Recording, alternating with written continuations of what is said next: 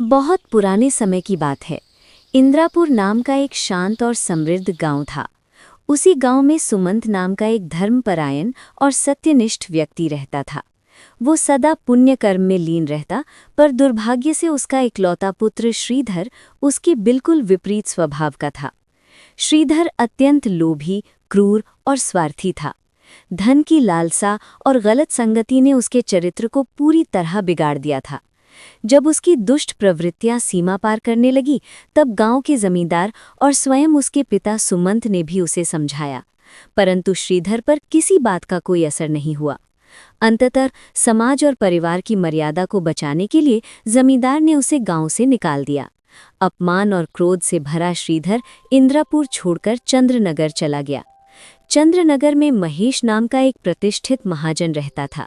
वो अत्यंत धनी, सरल और दयालु स्वभाव का व्यक्ति था। उसकी एक ही पुत्री थी, चंद्रमुखी। वो नाम की ही तरह रूप और गुणों में भी चंद्रमा समान थी। सौम्य स्वभाव, संस्कारों से भरी और अत्यंत सुंदर। महेश अपनी बेटी के विवाह को लेकर हमेशा चिंतित रहता था कि उसे कोई योग्य वर मिले। उधर श्रीधर धन की तलाश में भटक रहा था। एक दिन उसके दिमाग में चालाकी भरी योजना आई। वो महेश के पास गया और स्वयं को एक ईमानदार व्यापारी बताकर परिचय दिया। उसने रोते हुए कहा कि व्यापार के लिए जाते समय रास्ते में डाकुओं ने उस पर हमला कर दिया और उसका सारा धन लूट लिया। बड़ी मुश्किल से वो अपनी जान बचाकर भाग पाया और अब उसके पास फूटी कौड़ी भी नहीं है। महेश अत्यंत दयालु था। उसने श्रीधर की बातों पर विश्वास कर लिया और उस पर करुणा दिखाते हुए उसे अपने घर में आश्रय दे दिया। भोजन, वस्त्र और सम्मान सब कुछ दिया। कुछ दिनों में श्रीधर ने अपने व्यवहार को बनावटी रूप से अच्छा दिखाया, जिसे महेश और उसकी पत्नी उस पर पूरी तरह भरोसा करने लगे। महेश की पत्नी ने जब श्रीधर को देखा तो मन ही मन सोचा, यदि मेरी बेटी का विवाह ऐसे ही शांत और पढ़े लिखे युवक से हो जाए तो कितना अच्छा हो।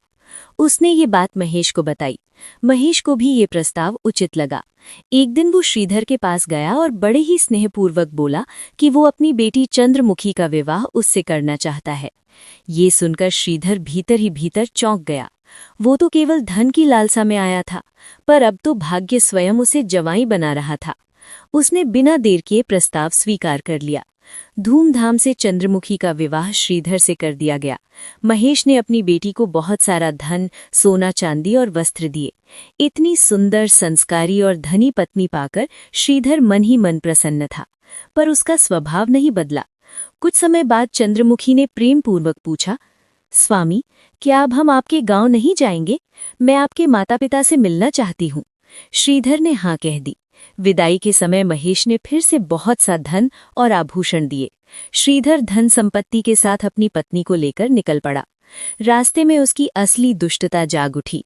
एक सुनसान स्थान पर पहुंचकर उसने चंद्रमुखी को धोखे से एक सूखे कुएं में धक्का दे दिया और सारा धन लेकर भाग गया। चंद्रमुखी कुएं में गिरकर बेहोश हो गई, पर वो मरी नहीं थी।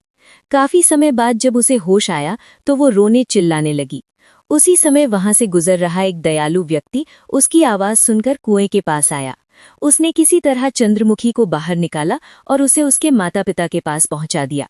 अपनी बेटी की दशा देखकर महेश और उसका परिवार शोक में डूब गया, पर चंद्रमुखी ने अपने आंसू छुपा लिए। उसने अपने माता पिता को सच्चाई नहीं बताई।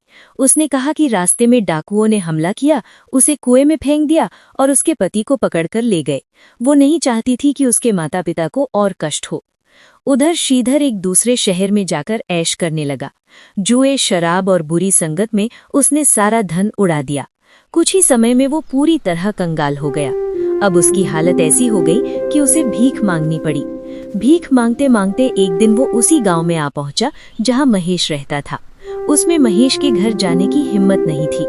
तभी उसे पता चला कि चंद्रमुखी जीवित है। ये सुनकर वो डर गया, और जब उसे ये भी पता चला कि चंद्रमुखी ने उसके अपराध की सच्चाई किसी को नहीं बताई, तो उसका सिर शर्म से झुक गया। उस दिन श्रीधर को अपने कर्मों का फल समझ में आ गया। ये कहानी यही ये सिखाती है कि लोभ और दुष्टता अंततः मनुष्य को पतन की ओर ले जाती है, जबकि त्याग और क्षमा मनुष्य को महान बनाते हैं।